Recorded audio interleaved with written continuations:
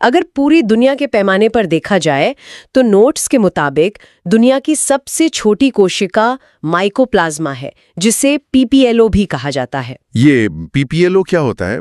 इसका जिक्र अक्सर आता है, लेकिन इसका मतलब बहुत कम लोग जानते हैं। पीपीएलओ का मतलब है प्लूरोपनिमोनिया लाइक ऑर्गेनिजम्स।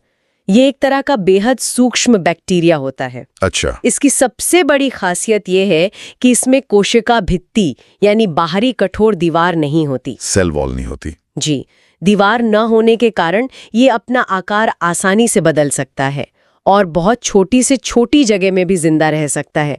यही कारण है कि ये दुनिया की सबसे छोटी कोशिका के रूप में जाना जाता है। और स्पेक्ट्रम के दूसरे छोर पर दुनिया की सबसे बड़ी कोशिका, जो पहली बार में किसी मजाक जैसी लगती है, शुतुरमुर्ग का अंडा। ऑस्ट्रिच एग, बिल्कुल। एक सुई की नोक से भी लाखों गुना छोटी माइकोप्लाज्मा, और दूसरी तरफ एक इतनी बड़ी गेंद जिसे दोनों हाथों से पकड़ना पड़े।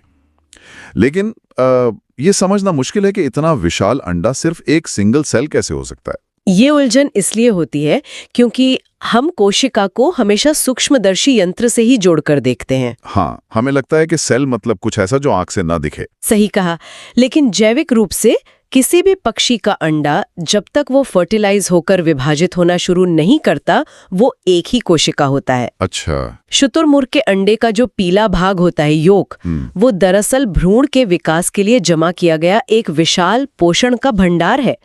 प्रकृति ने उस एक कोशिका के अंदर इतना सारा प्रोटीन और फैट भर दिया है ताकि जब चूजा बनना शुरू हो तो उसे बाहर से खाने की जरूरत न पड़े।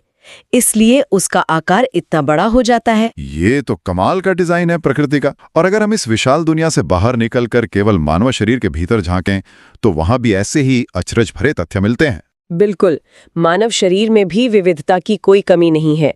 शरीर की सबसे बड़ी कोशिका महिलाओं में पाया जाने वाला अंडाणु यानी ओवम होता है। और इसके बड़ा होने का कारण भी वही पोषण जमा रखना होगा। एकदम सही, शुरुआती विकास के लिए पोषण जमा रखना। वहीं मानव शरीर की सबसे छोटी कोशिका पुरुषों में पाया जाने वाला शुक्राणु यानी स्पर्म है। शुक्राणु का आकार इतना छोटा क्यों होता है? क्योंकि उसका एकमात्र उद्देश्य आनुवंशिक जानकारी यानी डीएनए को तेजी से और सुरक्षित तरीके से पहुंचाना है।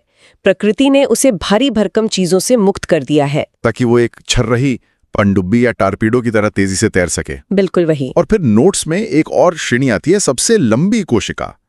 सबसे बड़ी और सबसे लंबी में फर्क होता है। मानव शरीर की सबसे लंबी कोशिका तंत्रिका तंत्र की कोशिका होती है, जिसे न्यूरॉन कहते हैं। सही कहा, न्यूरॉन्स हमारे शरीर के वायरिंग सिस्टम की तरह हैं। Wiring system? हाँ,